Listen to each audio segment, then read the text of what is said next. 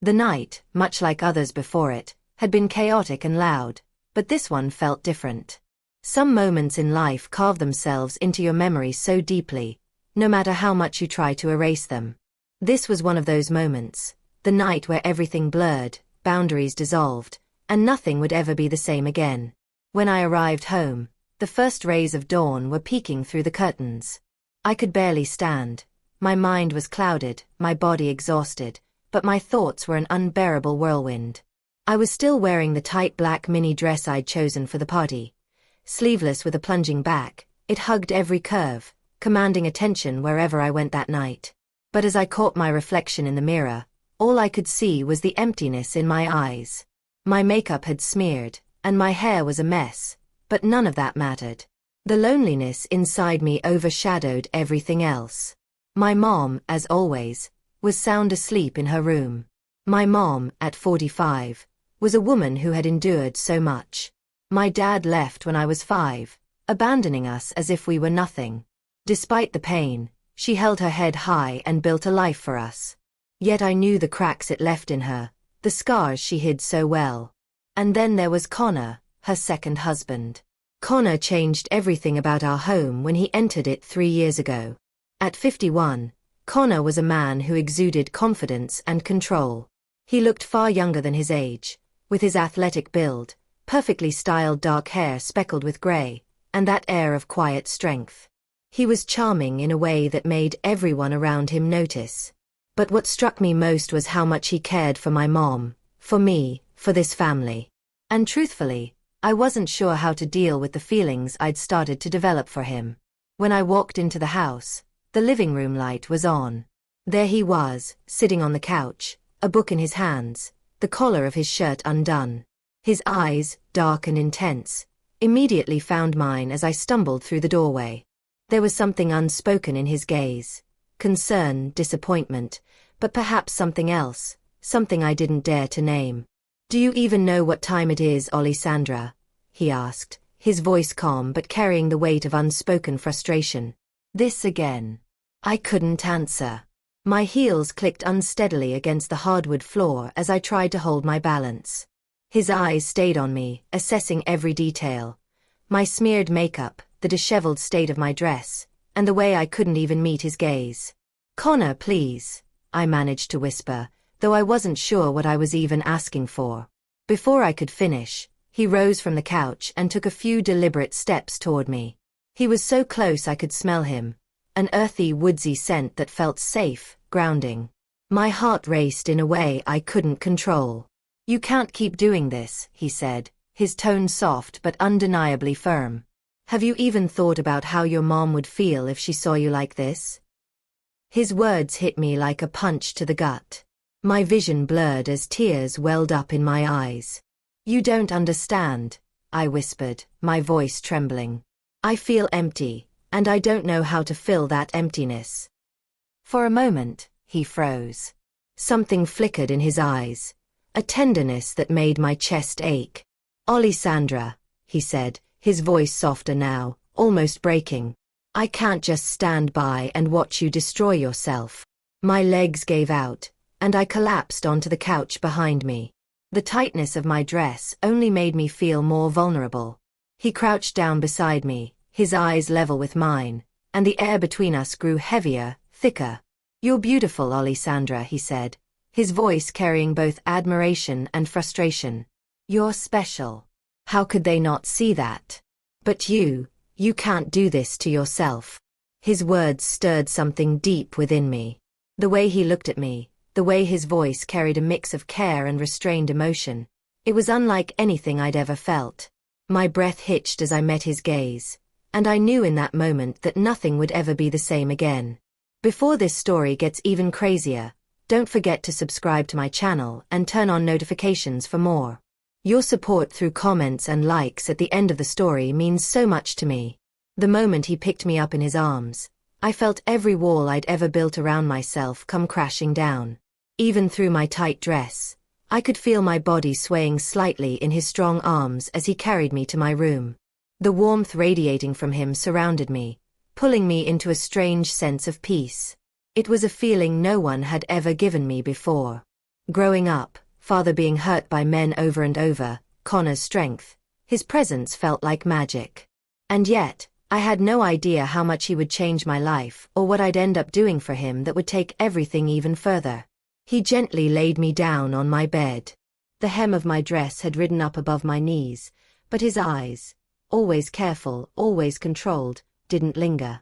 Instead, there was something else in his gaze, something I couldn't quite place. It was tension, yes, but not just that. It was protective, yet maybe, just maybe, there was something more. My heart raced when I noticed it. He was my mom's husband, but he was also the only man who had ever truly understood me, cared about me. As the space between us shrank, I felt like everything was about to change. In an instant, "You need to rest, Alessandra," he said, his voice deep but soft. He pulled the blanket over me, his eyes meeting mine for just a moment. "You can't keep hurting yourself like this. You deserve better." I couldn't respond, my eyes closed, but my mind and heart were completely fixated on him. I kept replaying how he'd held me, how his voice wrapped around me like a safety net.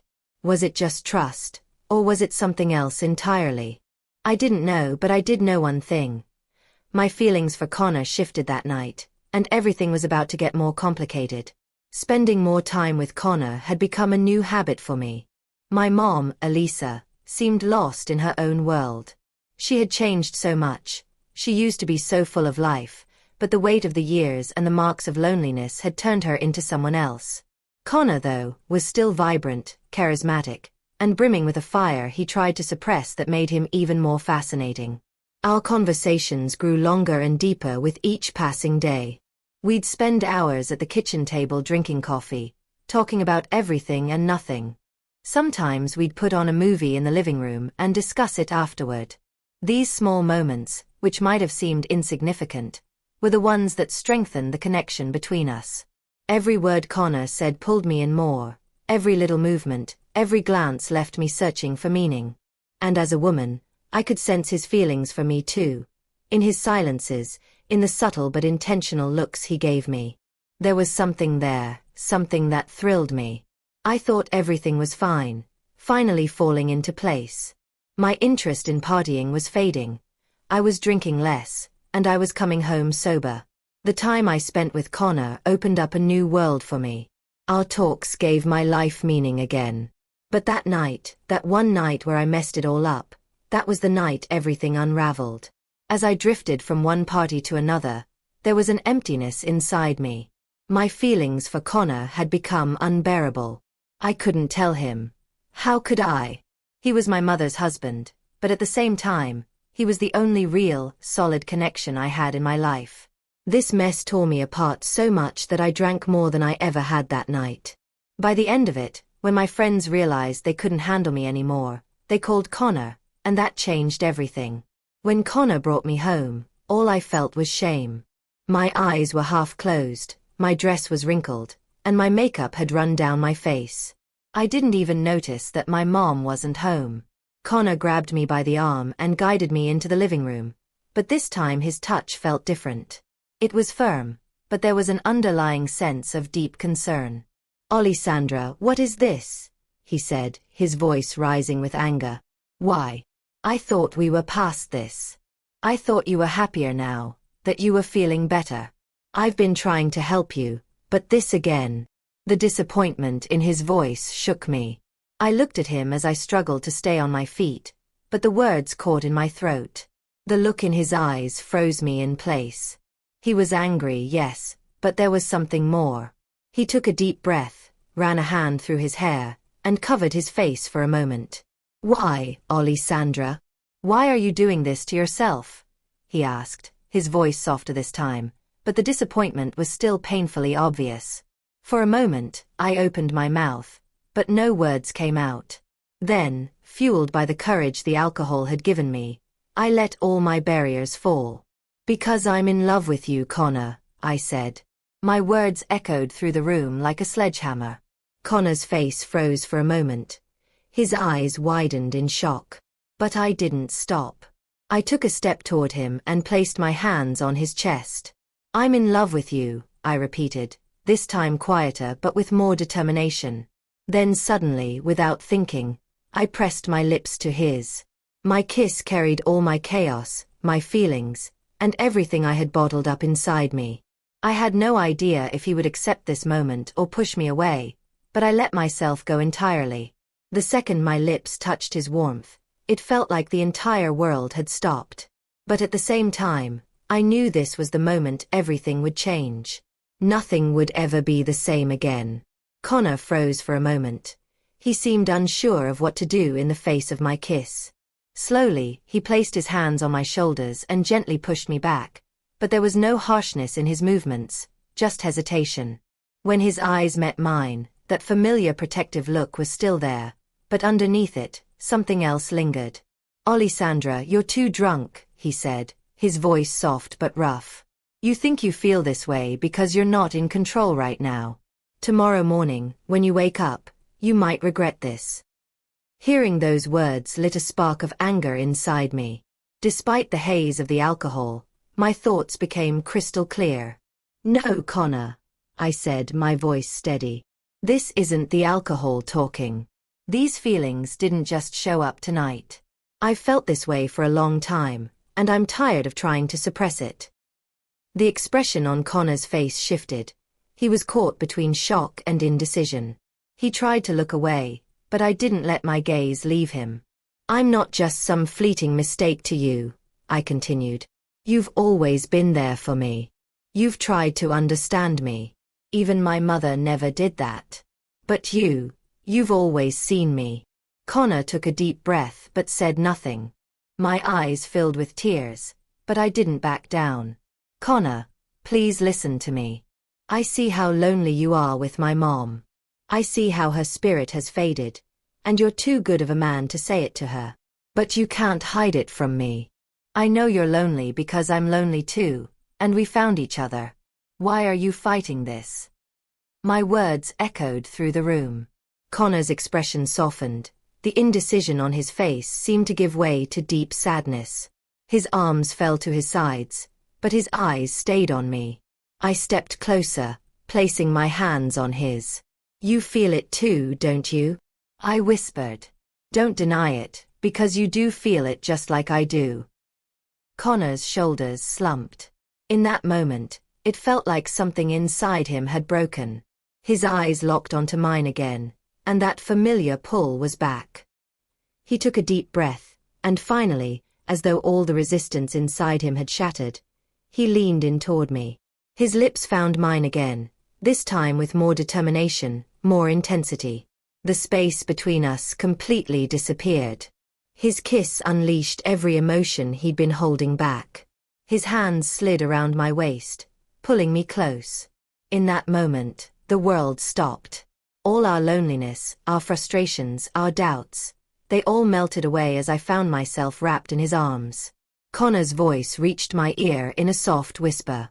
"Maybe you're right, Alessandra. Maybe we can't run from this anymore." Those words changed everything, and that night I knew nothing would ever be the same again. As Connor's hands held tightly around my waist, our kisses deepened. My heart was pounding so hard it felt like it might burst out of my chest. I had completely surrendered to him. I was completely vulnerable in his arms. My hands trembled as they wandered over his neck. My fingers brushed against the buttons of his shirt, and almost instinctively, without thinking, I started undoing them.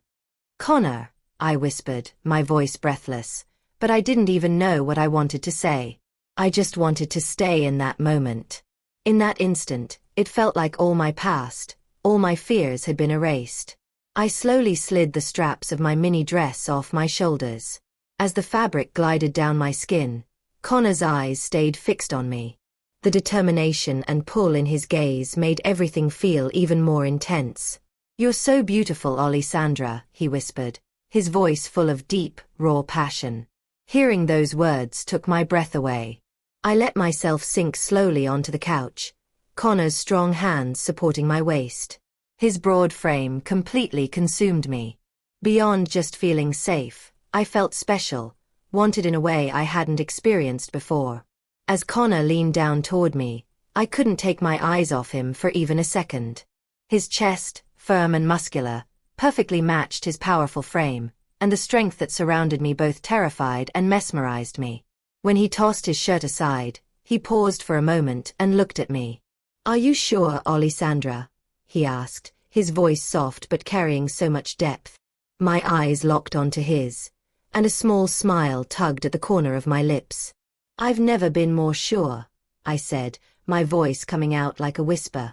Before I could even finish my sentence, I felt Connor leaning over me.